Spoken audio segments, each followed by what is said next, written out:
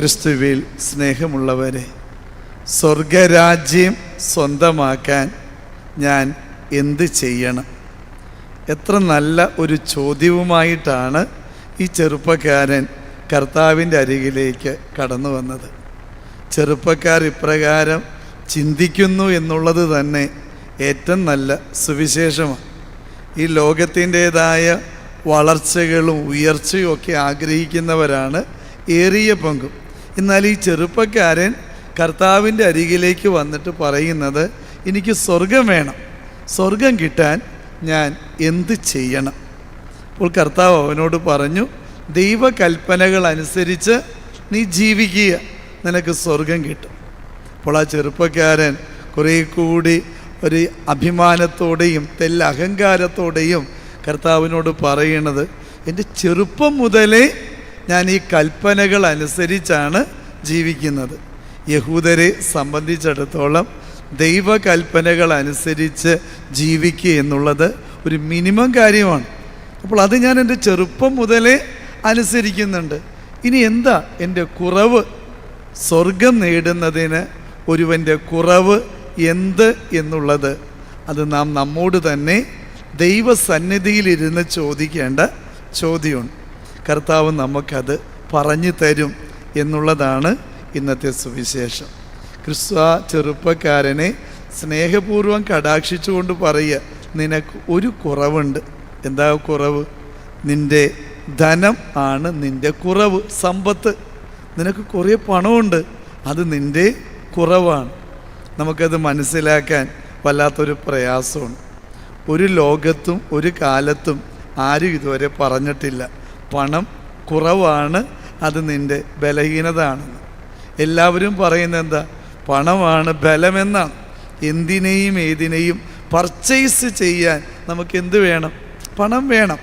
അപ്പോൾ പണം അതെങ്ങനെയാണ് കുറവായിട്ട് മാറുന്നേ? അത് ബലമല്ലേ എന്നുള്ളതായിരിക്കും പൊതുവെയുള്ള ചോദ്യം.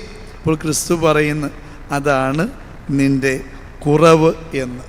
ഇതിൻ്റെ അർത്ഥം എന്താണ്? അപ്പോൾ ധനത്തിന് വേണ്ടി അല്ലെങ്കിൽ സമ്പാദിച്ചു കൂട്ടുന്നതിന് വേണ്ടി മാത്രം നീ നിൻ്റെ ജീവിതത്തെ ഇങ്ങനെ മാറ്റിവെച്ചാൽ അവസാനം നഷ്ടപ്പെടുന്ന എന്താ?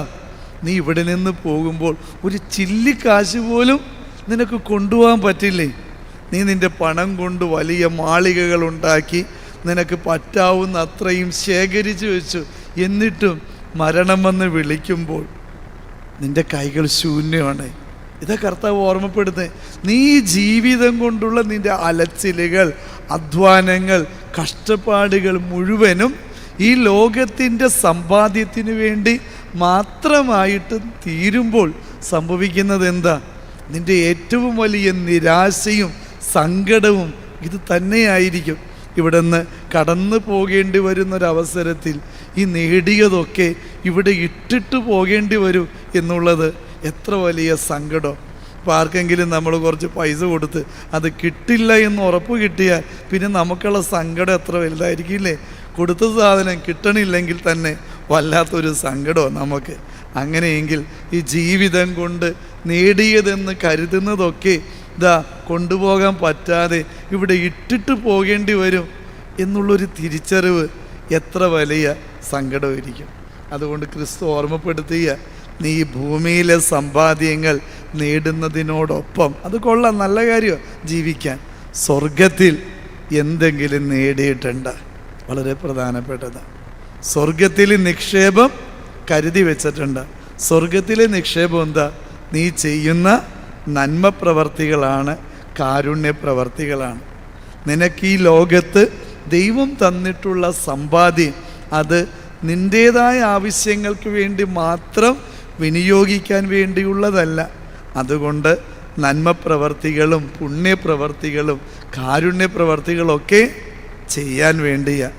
ഇന്നോളം അപ്രകാരം നീ എന്തെങ്കിലും ചെയ്തിട്ടുണ്ട്? അധ്വാനിച്ചത് കൊണ്ട് നിൻ്റെ കുടുംബം, നിൻ്റെ മക്കൾ, അതിനപ്പുറത്തുള്ള ഒരുവന് വേണ്ടി പോലും ഇതുവരെയും ഒരു പെൻസിൽ പോലും നീ വാങ്ങിച്ചു കൊടുത്തിട്ടില്ലെങ്കിൽ എന്ത് പുണ്യപ്രവർത്തിയാണ് നീ ഇതുവരെ ചെയ്തിരിക്കുന്നത്? അതുകൊണ്ട് എൻ്റെ പ്രിയപ്പെട്ടവരെ, കർത്താവ് വെളിപ്പെടുത്തി തരിക, നിൻ്റെ കുറവ് എന്നുള്ളത് നീ ബലമെന്ന് കരുതുന്ന ചിലതൊക്കെയാണ്. അതുകൊണ്ട് ആ തിരിച്ചറിവിൻ്റെ പ്രകാശത്തിൽ ബലമെന്ന് കരുതുന്നതിനെ നമുക്കൊന്ന് മാറ്റിവെച്ചിട്ട് നമ്മളുടെ കുറവുകളെ തിരിച്ചറിഞ്ഞ് സ്വർഗത്തിൽ നിക്ഷേപം കരുതി വയ്ക്കുന്ന മനുഷ്യരായിട്ട് നമുക്ക് മാറാം. അപ്പോൾ നമ്മുടെ യഥാർത്ഥ ഭവനത്തിലേക്ക് കടന്നു ചെല്ലുമ്പോൾ അതൊരു വലിയ ഡെപ്പോസിറ്റാണ് അല്ലേ? നമ്മൾക്ക് ബാങ്കിൽ ഡെപ്പോസിറ്റ് ഉണ്ടെങ്കിൽ എന്ത് അത്യാവശ്യം വന്നാലും ചെക്ക് കൊടുത്താൽ മതി, നമുക്കിങ്ങോട്ട് പൈസ കിട്ടും. സ്വർഗത്തിൽ നമുക്കൊരു ഡെപ്പോസിറ്റ് ഉണ്ടെങ്കിൽ അവിടെ ചെല്ലുമ്പോൾ നമുക്ക് ആവശ്യം പോലെ അവിടെ നിന്ന് എടുക്കാനായിട്ട് പറ്റും. ഡെപ്പോസിറ്റിലൊന്നുമില്ല, ബാങ്കിൽ ചെന്ന് ചെക്ക് കൊടുത്തിട്ടുണ്ടെങ്കിൽ പ്രശ്നം ഗുരുതരമാണ്, അറസ്റ്റ് ചെയ്യപ്പെട്ട് ജയിലിൽ അടക്കപ്പെടും. അത് വല്ലാത്ത ഒരു ഗതികേടാണ്. ഇപ്പോൾ സ്വർഗത്തിൽ ഡെപ്പോസിറ്റ് ഉണ്ടെങ്കിൽ എൻട്രി ഉള്ളു എന്നുള്ളതാണ് ക്രിസ്തു പറയുന്നത്. അതുകൊണ്ട് എൻ്റെ പ്രിയപ്പെട്ടവരെ, ഇവിടെ നിന്ന് യാത്ര തിരിക്കുന്നതിന് മുമ്പ് ഡെപ്പോസിറ്റ് നമ്മൾ ശേഖരിച്ച് വച്ചിരിക്കണം. അത് ഇവിടെ ഇട്ടിട്ട് പോകേണ്ട ഡെപ്പോസിറ്റ് അല്ല, മറിച്ച് അങ്ങ് സ്വർഗത്തിൽ ചെല്ലുമ്പോൾ നമ്മൾക്ക് വേണ്ടിയുള്ള കരുതൽ നിക്ഷേപമാണത്. അതുകൊണ്ട് ഇന്നു മുതൽ ഉള്ളതുകൊണ്ട് നന്മപ്രവർത്തികളും കാരുണ്യപ്രവർത്തികളും ചെയ്ത് സ്വർഗം നേടുന്ന മക്കളായിട്ട് നമുക്ക് മാറാം.